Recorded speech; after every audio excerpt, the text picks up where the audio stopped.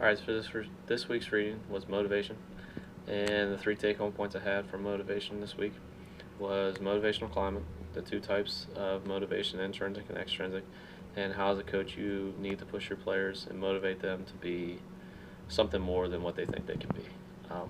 We'll start about motivational climate. Motivational climate has to deal with where they're training and what kind of environment they're put in while they train. So let's say that you go to a school that doesn't have a nice weight room, it doesn't have a nice facility where you can practice all the time. You're more unlikely to get in the gym or in the weight room if it's a hassle and it's not accessible and it's not something that you will use that you think will help you in the future. So when you use recruiting, for example, when you use motivational climate, or not motivation, yeah, motivational climate, you can use the type of facilities you work at, the type of facilities that your players have, the gear, everything else. All that can factor in motivational climate. Motivate them to why they want to come to your school. And what you could use that for in recruiting is a big deal. And then the two types, intrinsic and extrinsic. Intrinsic comes from the will to want to do something yourself. This is the type of motivation that I feel is the most that you need. You need motivation from inside to be somebody, or you need the motivation to succeed first before anyone else can help you. Now, along the way, you definitely need people to push you. My parents pushed me, yes. But did I have a lot of will inside that I wanted to be the best? And I had a goal set in mind since I was 6 years old that I wanted to play college basketball Division I, and through that it motivated me.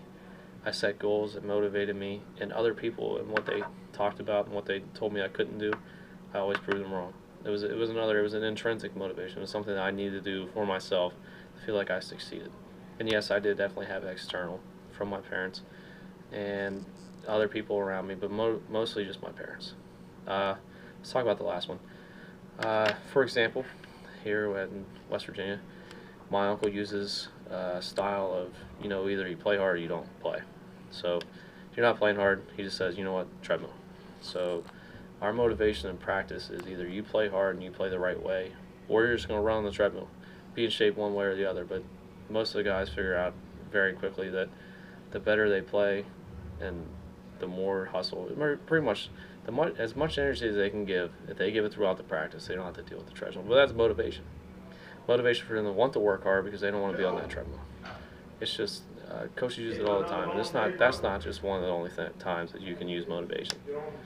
But that's my three take-home points, and my questions were: what would you use as motivation to a team who's struggling and needs something to improve on, and something that will help them become better in the future? And what motivation do you give to a kid that's already made it? Thanks.